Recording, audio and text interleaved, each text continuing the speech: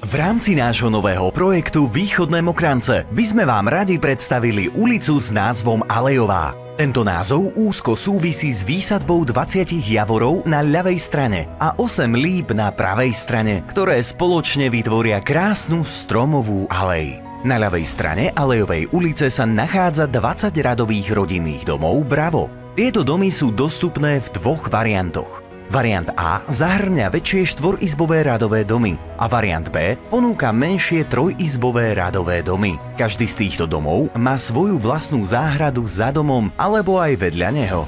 Na pravej strane Alejovej ulice sa nachádza 10 villadomov Charlie. Každý z týchto villadomov bude mať 3 byty s dvoj-, troj- a štvorizbovou dispozíciou. Každý byt bude mať svoju vlastnú záhradku, terasu a krytý odkladací priestor.